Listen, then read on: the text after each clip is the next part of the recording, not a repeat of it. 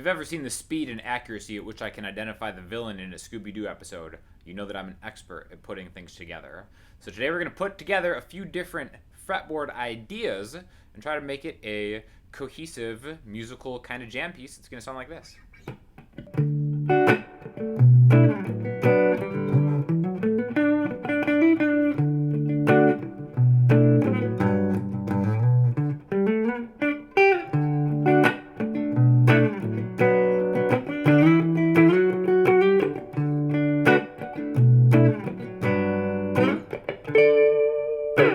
Okay, so really just kind of jamming on 3 chords and then leaving that 4th chord open for whatever we want to do. All right, so this is going to be in the key of 2020, the key of D major. All right, so I'm just kind of jamming on this D major bar chord first. Root note is 5th fret, the A string. There's the D on the A string.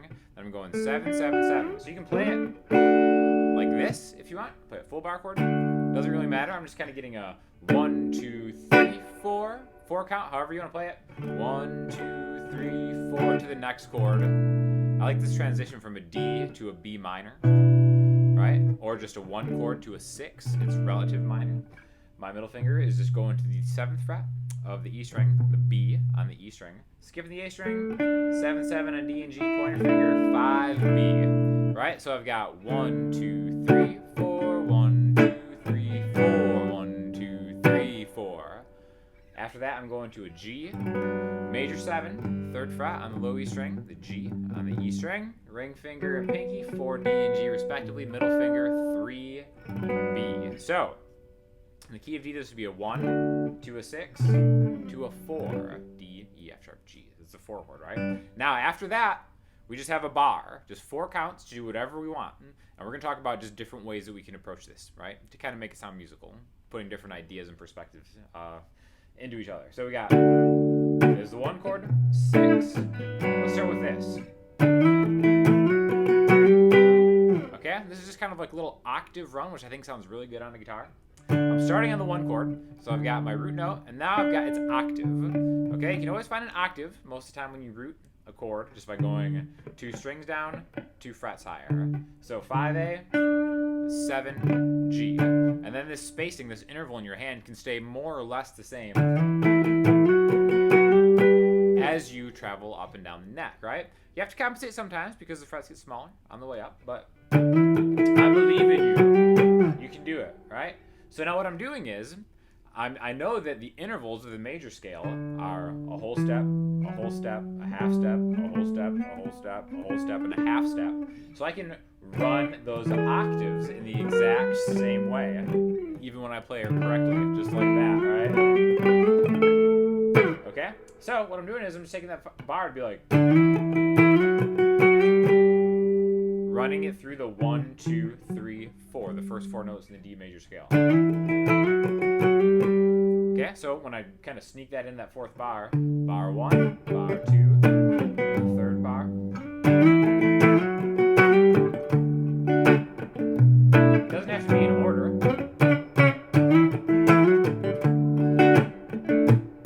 You can even keep it here.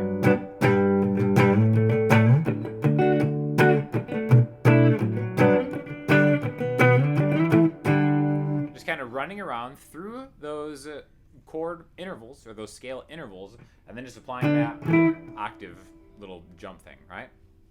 The next thing we can do is we can take the major pentatonic, like I talked about in a previous video, where, again, D major pentatonic, all you have to do is find the D on the low E string, right? Happens to be the 10th fret with your pinky, and then play, if every finger gets its own fret, your pointer finger is going to line up with everybody's favorite minor pentatonic position, but since we're doing it over a D chord, we can do something here, and it's going to sound pretty good. So D major, B minor, 11, it's the name of this chord, G major 7. All I did is just play that pentatonic in order. In fact, that can be a good kind of exercise if you play along with a backing track or a drum loop or a metronome to try to just get that on time. 1, 2, 3, 4, 1, 2, 3, 4, 1, 2, 3, 4. You can leave early.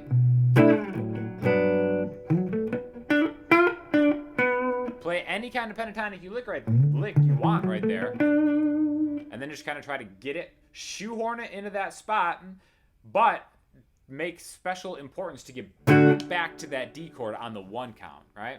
I think once you force yourself to try to do something on time, it's a great way to kind of like just build pressure under anxiety and fire.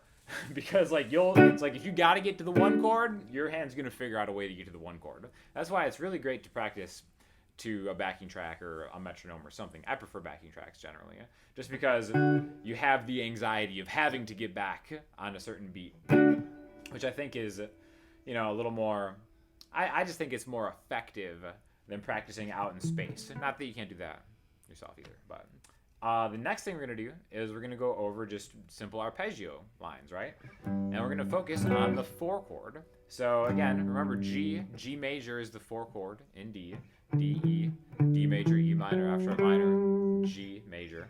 So in other videos I've taught this major arpeggio run just like this. Super easy to do. It's just one shape, a note, whole step, down and back 2 frets. Repeat the same thing starting on the 5th fret of the D string, which you already know this as an octave from the runs that we did earlier. So there's the first shape and there's the second shape, right? So boom, shape 1, just repeat it starting in a different location. I always think it sounds good to end it where you began. So G, A, B, D, G, A, B, D, G. If you can kind of fit that in there.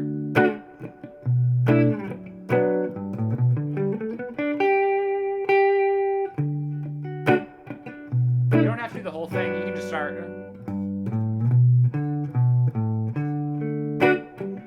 In fact, that might be more of like a bass player way to play it.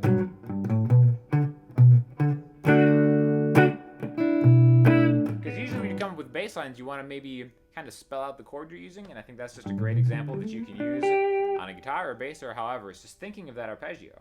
It doesn't have to be on a G. It can be on any chord. That's the beautiful thing about chord progressions that stay in the same key. You can play around with different types of arpeggios. We can do that same shape, but do it on D major's chord, because that's one of the chords we've already used in this progression, right? D major, B minor, G, D. What was that? Oh, the major 7. 1, 2, 3, 4, 5, 6, 7. Again, if any of this is over your head, definitely check out my Patreon, because it's such a small price to pay for like dozens and dozens of sequential lessons, because the YouTube stuff is like I'm just taking a shot at where you might be in your playing.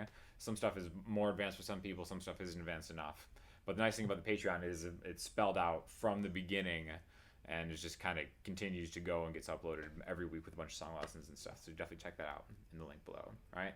So we can start kind of mixing and matching a lot of these ideas, right? The last thing I want to do is talk about just a different chord voicing of D that we can throw in there, right? That's why it's good to maybe know a lot of the names of the notes. Open chord D is a really easy one to see, so we can always mirror that over the 12th fret. There's only 12 frets in music, so any shape that you make, you can add 12 frets higher. I'll cut to the good part. And this is also going to be a D major shape. So if we have this shape where the highest that we go on the fretboard is the 3rd fret, 3 plus 12 is 15. Take the same thing, but make this ring finger 15, and then it goes right here, okay? A fitting place to kind of end a progression like this, because it has a resolution. I actually kind of like just getting this 2-note dyad chord where it's just the G string and B string, 14th fret and 15th fret. I like this because it has the D on top. When a musician says it's on top, that means the highest note that you hear. Whereas this chord voicing has an F sharp on top, which usually when the note that you're aiming for is on top, it has a more fitting resolution, like D major. It just seems to end a little better there. Not that this is unacceptable. I like that you can kind of add a little more sauce to that, right? So the D major chord to the B minor, pentatonic. D, B, G, octave.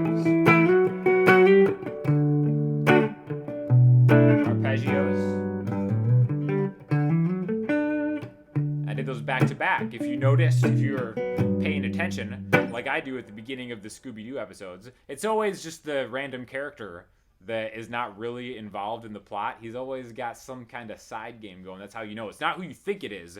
It's the other guy. Because they only really involve like 2 or 3 new characters, so it's never the one that you think it is. It's the other guy or girl. Scooby-Doo, come on.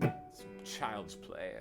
So what that was is you can do a G arpeggio, which you end on a D when you do it like that. And then you do a D arpeggio. Those are both major chords in the same key. So G, D.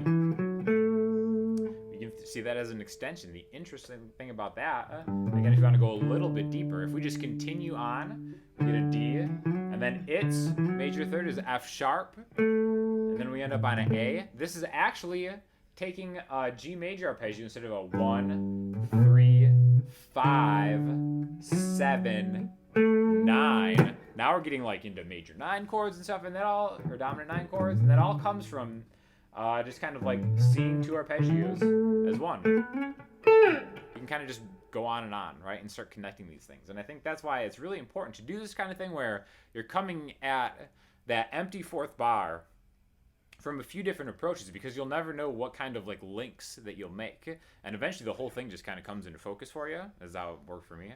And then you're just kind of playing with house money. So definitely check out the Patreon, because it's balling over there. And if you have any questions or comments, hit me in the comment section, Instagram, Twitter, or the website. I'll talk to you all soon.